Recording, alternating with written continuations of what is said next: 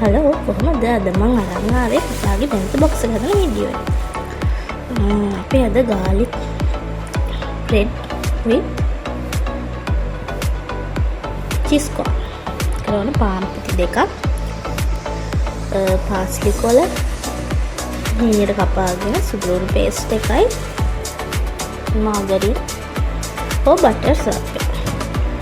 මේ විදිහට පාන් පිටි දෙක අරගෙන ඒකේ අයින දෙපැත්තකින් කපා ගන්න. දෙපැත්තක් ඉතුරු කරලා දෙපැත්තෙන් කපා ගන්න. ඒක පාට කැමති නම් දෙකට හෝ තුනට කපන්න පුළුවන්. මේක අපේ තුනට ලන්ච් බොක්ස් එකට දාන්න ලේසි වෙන්න. මේ වගේ දාගෙන තියාගන්න ඕනේ.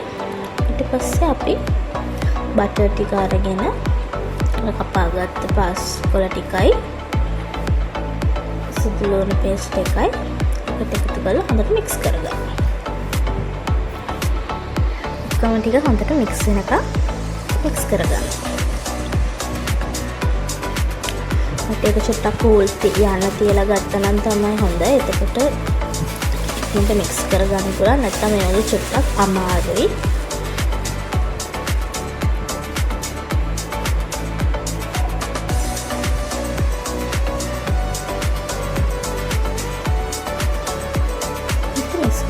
මේ කපාගත්ත බ්‍රෙඩ් ස්ලයිසස් ටික අරගෙන දෙපැත්තම ඔයගේ බටර් ගාලා ඒ පේස්ට් එක ගාලා දෙපැත්තම ගන්නවා. පාන් පෙති දෙපැත්තම හොඳට මේ මික්ස් එක ගා ගන්නවා. ඊළඟට පැත්තකින් තියාගෙන අපි non stick pan එකක් එකේ තියලා රත් වුණාට පස්සේ මේ වගේ ඒ පාන් පෙති ටික තියාගන්න ඕනේ.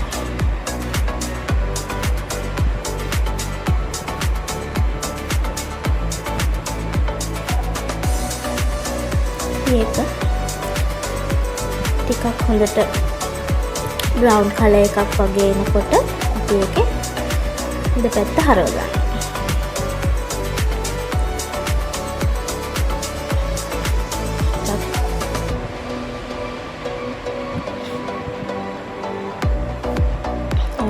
හරවගන්න ගොඩක් දුඹුරු පාට වෙන්න දෙන්න එපා. එතකොට ගොඩක් කරහක් එන්න බලනවා. මේ විදිහට ඔක්කොම අපි දෙපැත්ත හරව ගන්න ඕනේ.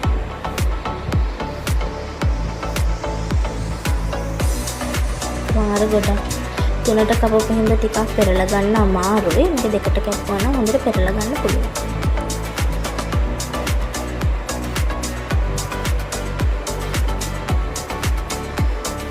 ඊට පස්සේ අපි අපේ චීස් කෝන් එක හදාගන්නවා.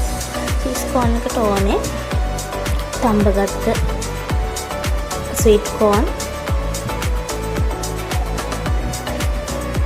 මේ පෑන් එකට හරි තාච්චියකට හරි බටර් ටිකක් දාලා ඒකට අපි තඹගත්ත ස්වීට් කෝන් ටික දාගන්නවා.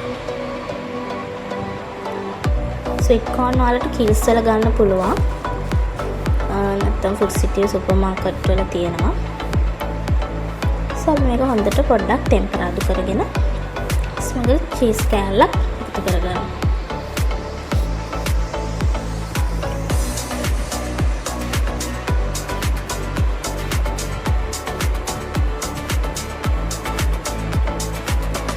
ඒක හොඳට මික්ස් කරගෙන ඊට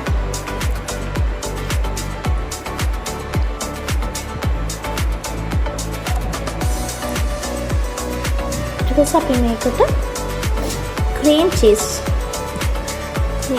තේ හැඳි 3ක් විතර 4ක් වාට කැමති වාගේ රසය අනුව ක්‍රීම් චීස් එකතු කරගන්න. මේක හොඳට චීස් ටික දිය වෙනකම් මික්ස් කරගන්න ඕනේ.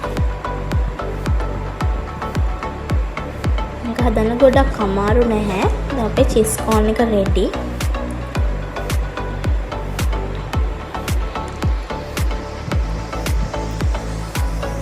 ඉතින් අපි චීස් කෝන් එකේ අවශ්‍ය. පුතාගේ බෙන්තෝ බොක්ස්.